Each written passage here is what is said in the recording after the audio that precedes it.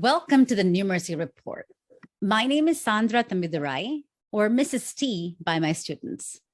I'm a teacher, a math coach, a mother of two, and a lifelong learner. To put it simply, this show is the answer to every time I've been asked this question. What am I going to do with this, Mrs. T? What's the point of learning all of this? So I want to stick out the many ways that math is used in the real world to help illustrate what the possibilities of a strong foundation in math can offer.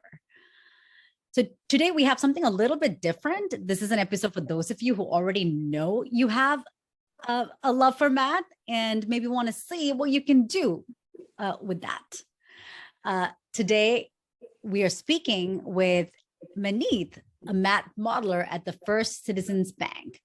She came from India for her undergraduate studies and completed her bachelor's in mathematics from Rutgers University. She then went on for a master's in financial engineering. And then using that background, she landed in the model risk area of the financial industry. She initially started her career with a focus on model governance, then moved into model monitoring, and eventually worked her way into model validation. Listeners, please help me in welcoming Maneet to the show. Hi, Maneet. Hi. How are you? Good. How are you? Good. I am so glad to have you on the show. I'm so excited to talk to you. So as I was, introducing you, all these words, model governance, model validation, I was like, oh my gosh, my listeners is going to have, they're not going to have any clue what I'm talking about. So first, can you tell me a little bit more about your job? What do you do?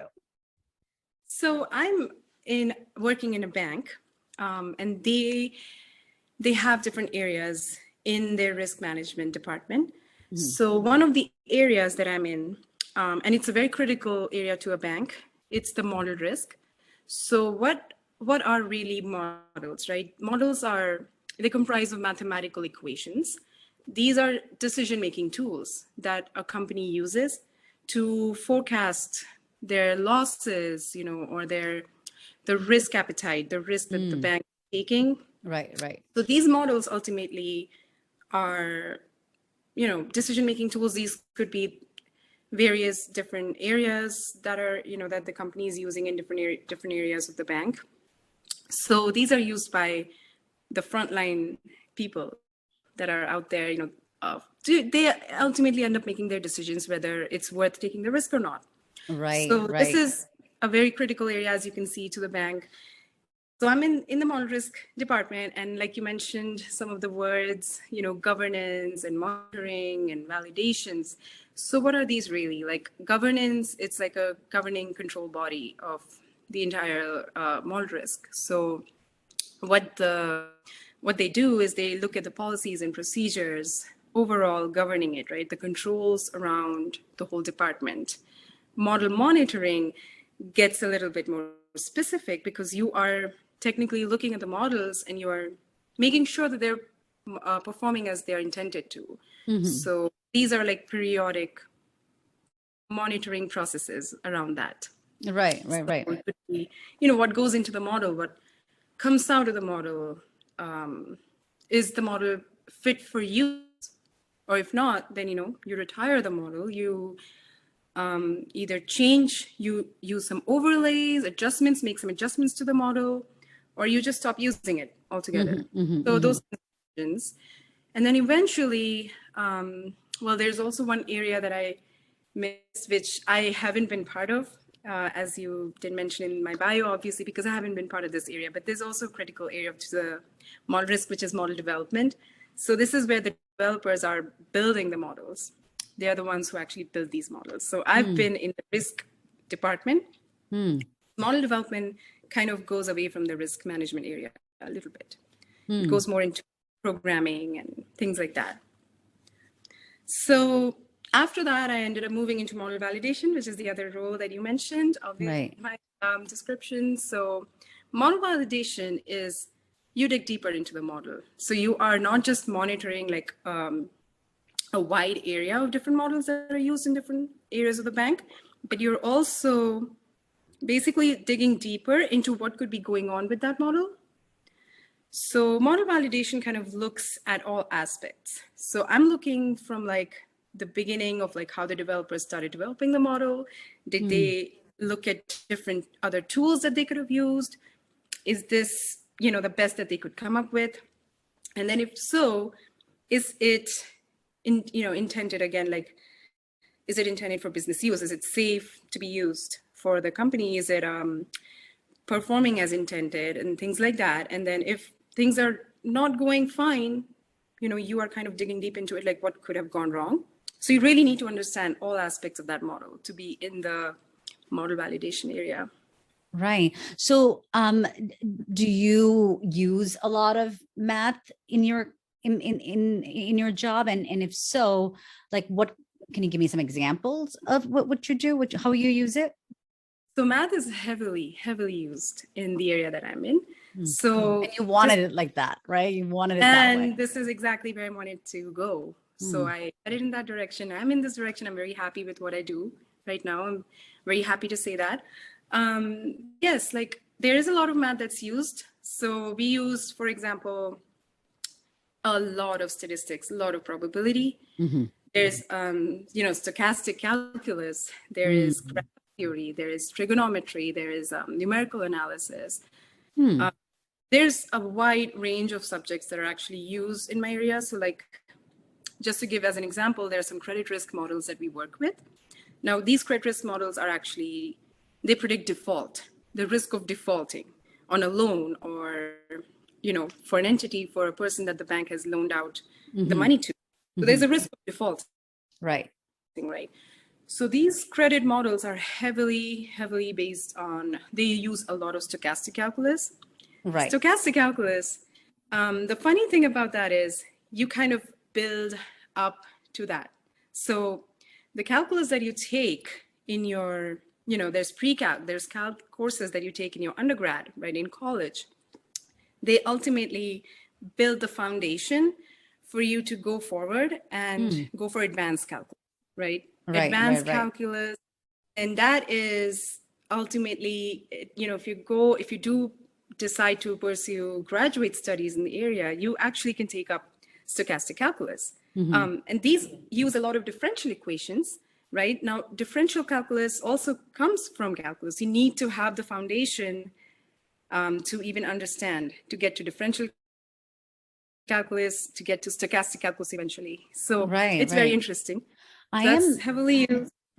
Yeah, I am really like, so probability, as I was kind of researching your role, I figured, okay, probability plays a role. It's risks, statistics, obviously for everything you need statistics nowadays, but trigonometry, I didn't quite, think about. Like, can you explain how that may have that? How do you use trig in your work? So trigonometry, you talk about, you might have seen the sine curves, right? Right, absolutely. You need to understand, because there's a lot of seasonality that goes into these models. So if, for example, you look at mortgages, right? People buy a house, there's a particular season where they tend to actually buy houses. It's in the summer, for example. In the winter, people are not really, it kind of also goes around schooling, Absolutely. Schools are open or not. So these models, what they're doing is they are basically calculating a risk of defaulting, or it could be a risk of prepayment. The bank is basically giving out loans, right? So the bank that I'm in, they also do have mortgage loans, mortgages that they give out to people. So a lender could, not keeping up with their mortgages, or they might even pay it off. There's a refinancing incentive sometimes to people. Either you buy a house, you leave and you go somewhere else, or you refinance because you're getting a lower interest rate somewhere else. There's a lot of seasonality that goes here. Based on what season you're working with. So these models actually take that into consideration, and you need to have the knowledge of trigonometry. You need to know that. That's beautiful. Like, so you had the sine curves, how they move. the periodicity of that that's coming into play here. Wow, amazing. So like the other question now that I'm thinking about is how much math and technology did you learn from school, and how much did you have to learn on the job to do your work efficiently? Right. So there was, I would say in my undergrad, I also did take some technology courses. Like I had some basic foundations to C++, and I ended up taking a lot of C++ courses as part of my master's.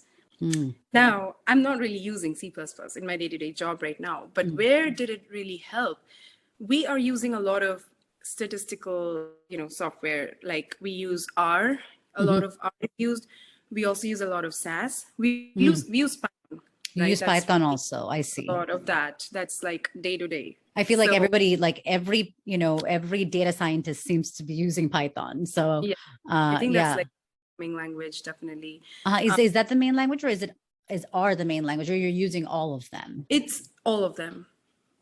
So we use both a lot. Like I used to use a lot of SAS before. Now I'm kind of, using more of Python, but I know there are people around who are also using both, it could just be R, SAS, Python, anything around. Yeah. But really like where the C, and I did take a couple of Python courses as part of my master's in financial engineering, but it was not, I did have a lot of learning to do, but where the C++ foundation helped me is that it builds up a foundation, right? You kind of know the basics of a programming language. When you know that, then it's very easy to pick up other programming languages.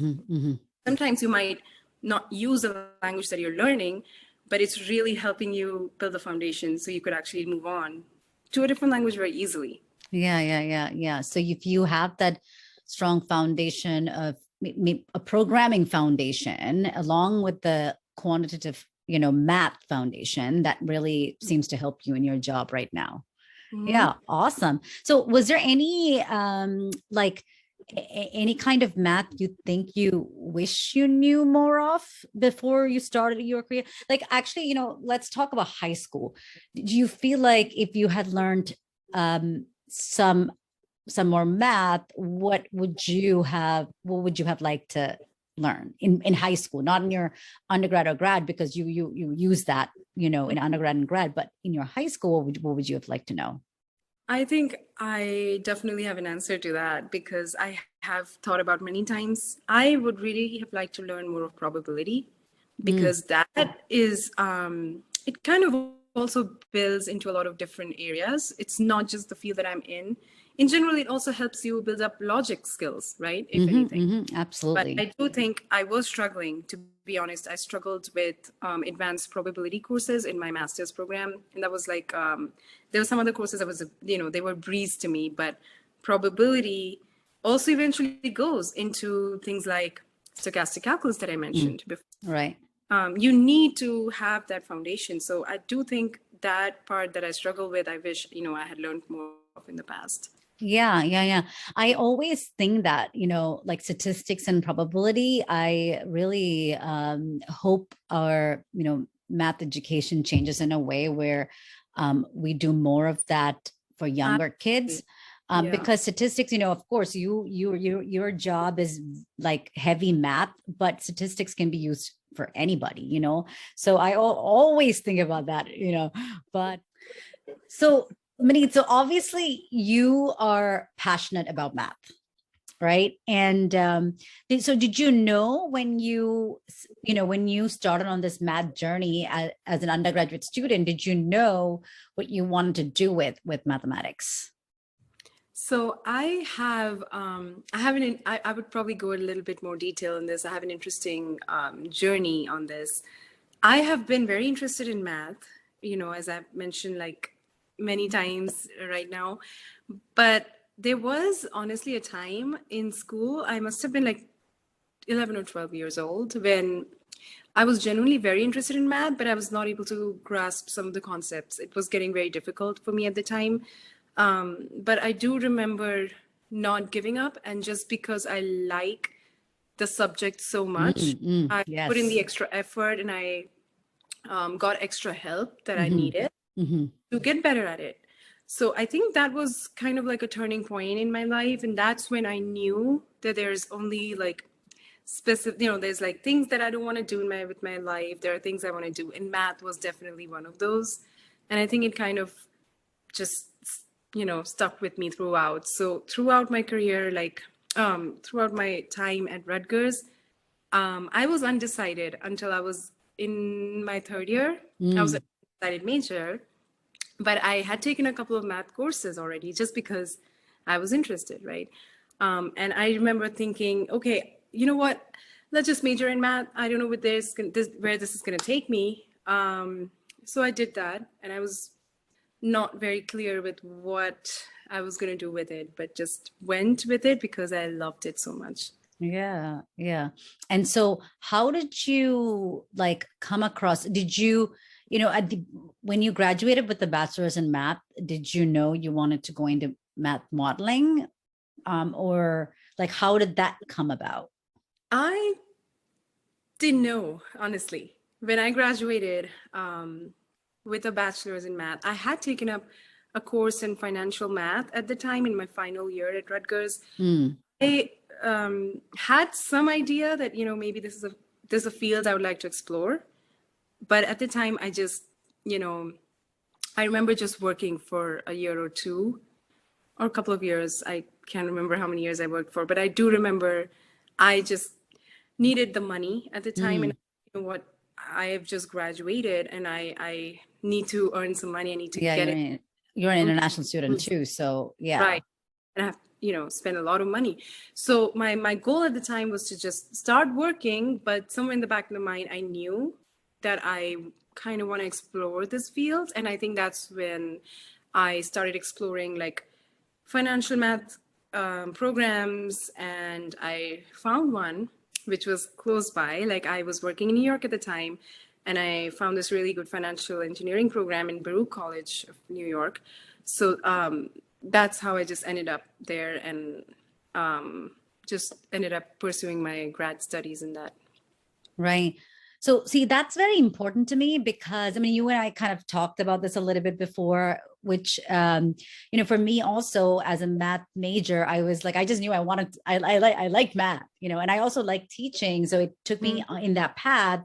Like I've always tutored kids, even in college. I mean, in college. So it just took me down in that path. But I remember for a long period in my undergrad, I was like, what am I going to do with this? I just knew I didn't want to do engineering. I was set on that.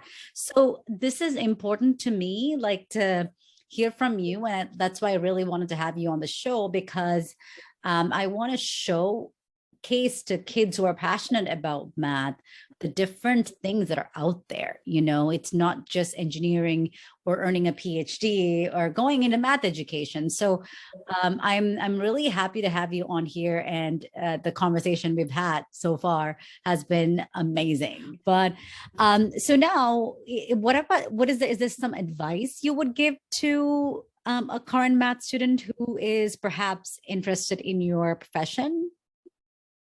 Yeah, I think what I would like to say is, so the way I built up, right, my career, like I just followed my passion. All I knew was being in undergrad back in Rutgers, not knowing where this is going to take me, but I just pursued it. I just knew that I really loved the subject and I really wanted to do something with it. I had no clue what. So the advice I'd like to give is just follow your heart, follow your passion, your dreams, or wherever you're going to land up, you're going to be okay, Yeah, because yeah, you're yeah, going to eventually find your way yeah. into whatever you like. But just follow that passion that you have, and talk to people. The other thing I would say is talk to people that are in the area. Like, if you have an interest, that you're going to maybe want to pursue, your career in this field, I would suggest talk to people around, like friends, family, someone that who works in the area. Try taking a course.